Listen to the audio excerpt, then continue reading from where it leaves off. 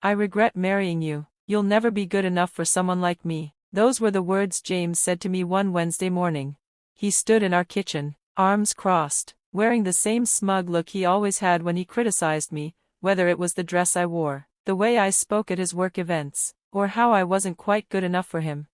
My name is Rachel, I'm 34 years old, and I've been married to James for 6 long years. That morning, I stood in front of the granite counter we picked out together, holding a coffee mug that suddenly felt too heavy. We'd started the day arguing about something stupid, coffee. I had bought the wrong brand, again.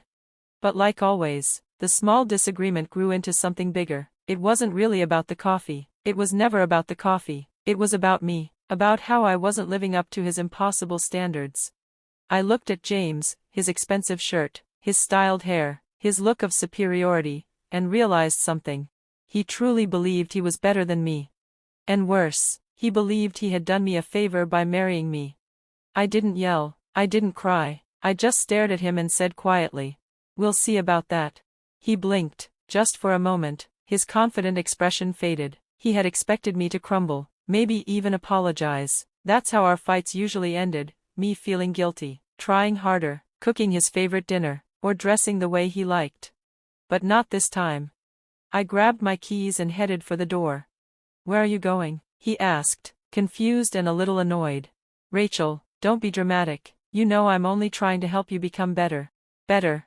He said it like I was some fixer-upper project, like I needed to be renovated and polished to meet his standards.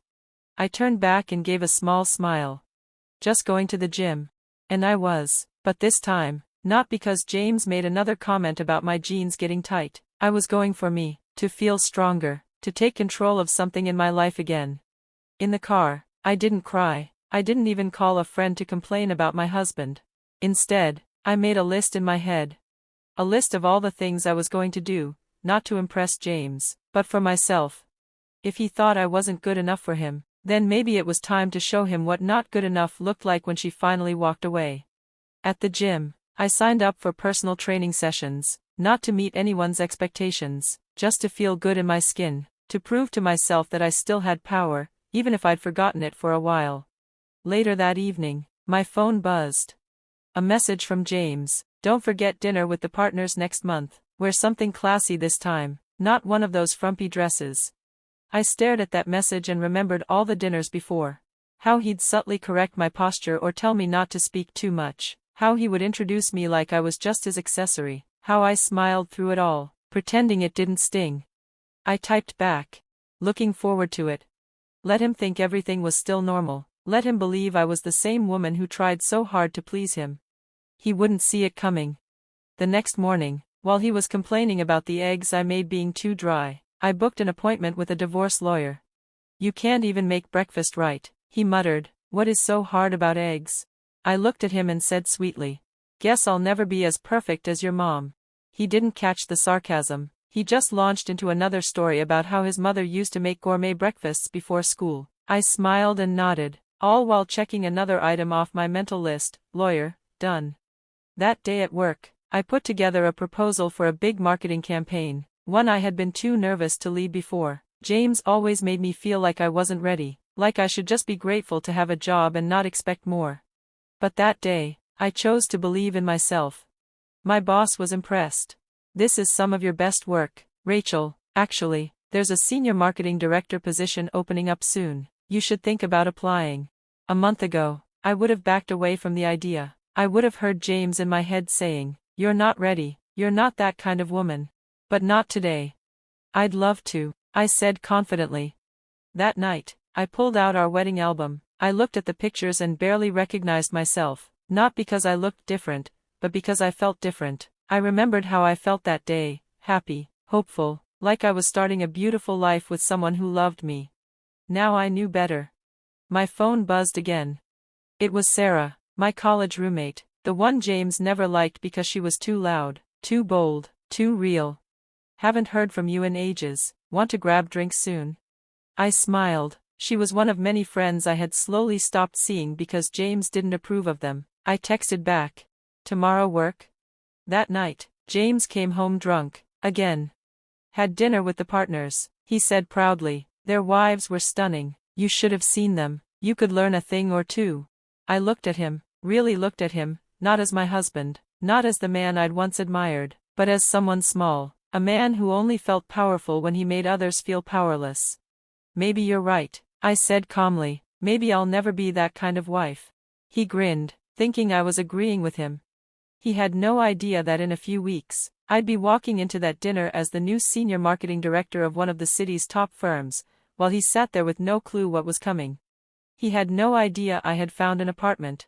He had no idea the divorce papers would be delivered soon. He had no idea he'd be losing the woman who once made herself smaller just to make him feel big. But he would. Very soon. As I approached the table, one of the firm's older partners looked up and smiled politely. I told you, James said, standing quickly. He was clearly trying to act like everything was fine. The partner leaned forward with curiosity. Is this your wife? Rachel, right?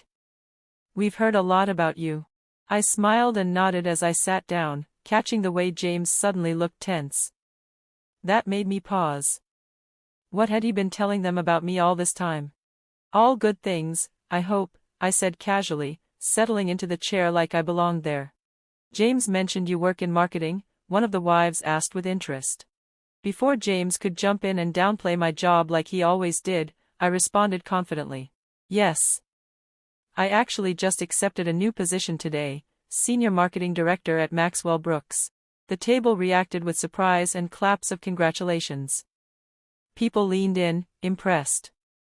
Maxwell Brooks wasn't just any company, it was one of the best firms in the city. I also knew it happened to be one of James's firm's most important clients. I glanced at him out of the corner of my eye. His face had turned pale, and he looked completely thrown off. Senior Director, one of the partners repeated, raising his eyebrows. James, you never mentioned your wife was so accomplished. James forced a smile. It's recent. I've always supported Rachel's career, her modest ambitions, I mean. Modest? The partner chuckled. Maxwell Brooks doesn't hire modest. They go after the best. We've lost people to them, good people.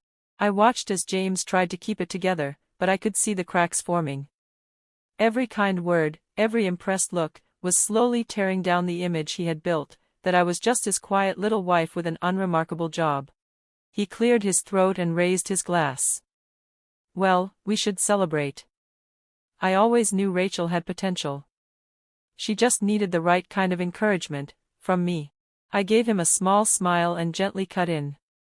Actually, James, we need to talk. After dinner. His smile faltered just a bit, but he quickly recovered, brushing it off. The rest of dinner felt like it lasted forever. James kept switching between acting proud of me and trying to take credit for my success. But every time he made a comment trying to make me sound small, someone at the table would say something that lifted me up even more. James said you were still trying to figure things out in your career, one of the women said kindly. But before James could speak, another partner cut in. Well, Maxwell Brooks clearly saw something worth betting on. Offering a director role is no small thing. James's hands were shaky as he reached for his wine glass. I knew that look. It was the look he wore when he realized the control was slipping away. After a few more forced smiles and fake laughs, James suddenly stood and leaned toward me. Excuse us for a moment, he said, grabbing my elbow and guiding me away from the table. Once we were out of earshot, he turned to me, his voice low and angry. What are you doing? He hissed. Having dinner, I said calmly. Isn't that why we came? That dress. That attitude. You're making a fool of me. I looked at his fingers gripping my arm and then straight into his eyes. No, James. You've been doing that yourself for years. I just finally stopped helping you. He turned red. We'll talk about this at home. There's nothing to talk about, I said softly. The divorce papers are already on your desk. I moved out last week. His mouth fell open. What? That's right. I'm done pretending. You said I'd never be good enough for someone like you, I added gently. And you were right. I'm actually better. He shook his head. You can't leave me. You're nothing without me. I made you. I let out a real, honest laugh, the kind I hadn't had in years. That's the problem, James. You actually believe that. You think everyone around you is beneath you, like you're doing us all a favor by existing. You're being dramatic, he snapped. No, I said clearly. I'm being truthful. Maybe for the first time since I married you. At that moment, one of the firm's partners walked over, looking concerned. Is everything okay here? We're fine, James said quickly, forcing a smile. But I turned to the partner and smiled warmly. Actually, I was just heading out. Big day tomorrow, my first as senior marketing director. I turned back to James. By the way, your lawyer already has the divorce paperwork. I'm not taking anything. Keep all the furniture, all the clothes you picked out for me, all the fake life you tried to control. His face crumpled in shock. Rachel, please. You can't be serious. You loved controlling me, I said softly. You loved making me small. But I've outgrown that. I've outgrown you. I looked over at the partner. Thank you for a lovely evening. I'm sorry to leave early. Then I turned back to James. Don't call me. Don't text. From now on, everything goes through the lawyers. As I walked away, I heard the partner lean toward James and say, everything okay? Fine, James muttered. Rachel's just being dramatic. But then the partner said something I'll never forget. Really? Because to me, she sounded perfectly reasonable. We should probably talk about your position at the firm tomorrow. That made me smile. Outside, the evening air was warm and fresh. My new apartment was waiting for me, bright, quiet, and filled with the kind of colors James always said were too loud. My new job started soon. My new life had already begun. And for the first time in a very long time, I felt free.